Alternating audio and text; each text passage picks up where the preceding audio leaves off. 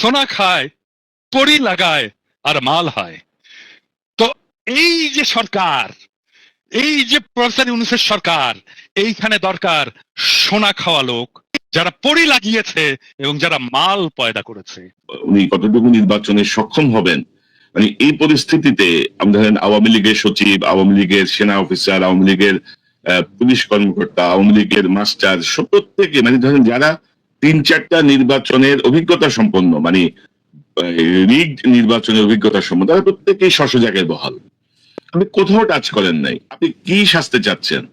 আপনি কিভাবে একটা সুষ্ঠু নির্বাচন? নাকি আমরা কিছু বুঝি না, নাকি আমরা মূর্খ সদা? আমরা কিছু বুঝি না, আমরা কিছু বুঝি না, মানে ওই যে একটা ইয়ে আছে না, মুখ খারাপ করতে হয় আর কি। সরি, মানে কনকের এখানে এসে মানে মুখ খারাপ করতে আমার খুব খারাপ লাগে, কিন্তু এটা দিস ইজ লাইফ। হ্যাঁ, দিস ইজ লাইফ। ওইটা এই জন্য আজকে আমি আমার শিরোনামটা রেখেছি যে উনি কি সুষ্ঠু নির্বাচনে আসলে সক্ষম হবেন কিনা। মানে লক্ষণ তো বলতেছে না আর কি। এখন সামনে যে সংকটগুলো আসছে, সেই সংকটগুলো আদৌ কিভাবে নিরসন করবেন। আজকে দেখলাম জাতীয় ঐক্য কি যেন ঐক্যমত্যের যে কমিশন, ওরা অঙ্গীকারনামা পাঠিয়েছে রাজনৈতিক দলের কাছে। মানে একটা মানে কি বলবো, একটা তামাশা, চারিদিকে তামাশা চলছে। তো ইলিয়াস, আপনার শেষ মন্তব্যটা শুনি। আপনার ওভারঅল কি মনে করেন, ইউনূস কি আজ নির্বাচনে সক্ষম হবেন কিনা? এখন আসলে করণীয় কি? সময় তো আর হাতে বেশি বাকি নাই। তো সার্বিকভাবে আপনার কোনো যদি পরামর্শ বা পর্যবেক্ষণ থাকে। আমার মনে হয় যত দ্রুত সম্ভব একটা নির্বাচন দিয়ে, এই সরকারকে দিয়ে সম্ভব না। এই সরকার যদি মনে করে যে তারা ওই যেটা দাদা বললেন যে বিশাল স্মার্ট, আপনি স্বরাষ্ট্র উপদেষ্টাকে যদি দেখেন, তিনি যায়া কনস্টেবল, এসআই, খাইছো কি, খাইছো কি দিয়ে খাইছো, মানে এমন একটা ভাব, উনি চ্যাটের বালা পাচ্ছেন। আর বেটা তোরে তো দেখতে কনস্টেবলের মতো দেখা যায়, তুই বেটা যায় ওইখানে গিয়া করি যে খাইছো কি, খাইছো। এটা কি কোনো ভাষা নাকি? শেখ মুজিব আপনি সবাই তুই তুই করে, তুমি বলার কে? তুমি আমাদের দ্রুত নির্বাচনের দিকে অগ্রসর হওয়া উচিত এবং নির্বাচন শেষ করে আমাদের স্ট্যাবিলিটি নিয়ে আসা উচিত দেশে। এটাই আমাদের প্রাইমারি লক্ষ্য হওয়া উচিত। অবশ্যই নির্বাচনটাকে আরো অনেক সময় আছে, কারণ আমি আর একটা কনসার্নের কথা বলেছি, সেটা হচ্ছে যে এখনো 63% মানুষ ঠিক করেনি কাকে ভোট দেবে। সো এই 63% মানুষের ঠিক করার উপরেই নির্ভর করবে আগামী রাজনীতি কি হবে, আগামী রাজনীতি কি হিসেবে নির্বাচিত হবে। কোন ফ্রন্ট যদি তৈরি হয়, গড়ে ওঠে, রাজনৈতিক ভয়েস যদি দেয় 63% মানুষকে, প্রবাবলি তাহলে এই 63% মানুষের সমর্থিত দলগুলোই বা ফ্রন্টই রাজনৈতিক ক্ষমতায় যাবে। দেখা যাক কি হয় সামনের দিনগুলোতে। আরো অনেক হয়তো আমি একটু অ্যাড করি যে আপনি নির্বাচন, ইলিয়াস নির্বাচনে চাচ্ছেন, আপনিও নির্বাচনের কথা বলছেন, আমিও নির্বাচন চাই, যত দ্রুত সম্ভব নির্বাচন হোক। কিন্তু এই যে সক্ষম হবেন কিনা ডক্টর ইউনূস, এই সক্ষমতার জন্য কি করণীয়? এই যে আগামী যে 6 মাস আছে, এই সময় 6 মাসে আসলে পিন পয়েন্ট কি করণীয়? সক্ষমতা অর্জনের জন্য তো আপনি অক্ষম উপদেষ্টাদের দেওয়া সম্ভব না, তাহলে আপনার রিসাফল করতে হবে, না হলে নির্বাচন দিয়ে দিতে হবে। প্রশাসন তো এখন বিএনপির দখলেই আছে। সো আমার মনে হয় অসম্ভব কিছু না। কি হবে, হয় বিএনপি আসবে, নাহলে জামাত এনসিপি আসবে, সমস্যা।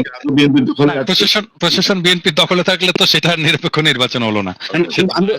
ভাই বিএনপি, আমি তো সেটাই বললাম যে আপনাকে তো বিএনপির হাতেই দিতে হবে বা জামাতের হাতে দিতে হবে। কারণ বিএনপি যদি ক্ষমতায় আসে, আসলে আমি ওইটাই ওই কথাটা বোধ হয় সময় শেষ করে, যে আমি চাই এবার আসুক জামাত ইসলাম, তাদের সাংগঠনিক ভাবে আরো বেশি সমৃদ্ধ হোক, তাদের মানুষের আরো বলুক। এবং আমার মনে হয় এই 5 বছরে বিএনপি যত ভুল করবে ততটা জামাতমুখী হবে মানুষ। তো 5 বছর পরে জামাত আসুক। এখন যেহেতু হাসিনা যাওয়ার পরই আমি আমার ব্যক্তিগত মতামত যদি জিজ্ঞেস করেন, আমি মনে করি কোন ইসলামী দলের এখন এই মুহূর্তে ক্ষমতায় আসা ঠিক না, যাদের নামের সাথে ইসলাম আছে। এবং আমি মনে করি ভাই, আমি অত বিশাল ইমান আমার শক্ত না, তো এই কারণে বললাম এটা। আবার নিয়ে অনেকে অনেক কথাবার্তা বলবেন, বাট বিএনপিরই আসা উচিত, তারেক রহমানকে এই সুযোগটুকু দেওয়া উচিত। এখনো খালেদা জিয়া তার মতামত রাখার মতো ওইটুকু সক্ষমতা তার শারীরিক ভাবে আছে, আল্লাহ তাকে আরো অনেক সুস্থ করে দেয়। আমার মনে হয় বেটার হবে। এখন বিএনপির যেগুলো দেখা হচ্ছে এত, আচ্ছা ভাই একটা জিনিস বলি, ধরেন আগে ইজারা নেওয়া হইতো একটা গরুর হাটের, মানে আগে নেওয়া হইতো না, সেটা কে নিত? মানে সেটা কি মানে সাধারণ মানুষ নিত নাকি আওয়ামী লীগের লোকই তো নিত? এখন সমস্যাটা হচ্ছে আপনার তো কোনো সরকার নাই, কোনো প্রশাসন নাই, নিয়ম নাই, শৃঙ্খলা নাই, বিএনপির 3 গ্রুপ যা ঠেলাঠেলি করছে। এখন হঠাৎ করে আসে চাঁদাবাজি হয় নাই কবে? মানে এই যে ট্রাক আসে ঢাকায়, কোনোদিন কি একদিনের জন্য কি বন্ধ ছিল আপনি বলেন তো? এখনো হয়। আমি এটার সমর্থনে কথা বলছি না, কিন্তু হয়তো হতো। 5 আগস্টের পরে কয়েকদিন বন্ধ ছিল।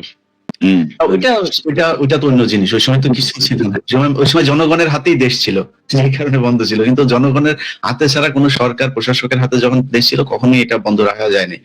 হয়তো মিলিটারি কিছু সময় 1/11 কিছু সময়টাতেই ছিল, কিছু ভালো সময় ছিল। যাই হোক, এটাই আর কি। তো চাঁদাবাজি এই দেশে ছিল, বন্ধ হওয়া উচিত। যেভাবে এখন বলা হয় দেশটা এত পরিমাণে একদম নতুন করে মনে হচ্ছে বিভিন্ন খাতে চাঁদাবাজি শুরু হয়েছে, এই পরিস্থিতি হয়নি। বাট কিছু কিছু জায়গায় আমার ক্ষমতায় গেলে আরো ভালো হবে পরিস্থিতি। ইলিয়াস, এখানে আরেকটা প্রশ্ন খুবই গুরুত্বপূর্ণ, যেটা আপনি বলছিলেন যে বিএনপির সাথে সাথে বহিষ্কার করছে, কিন্তু আপনি যদি দেখেন যে এ পর্যন্ত কঠোর কোনো পদক্ষেপ কি নেওয়া হয়েছে সরকারের পক্ষ থেকে?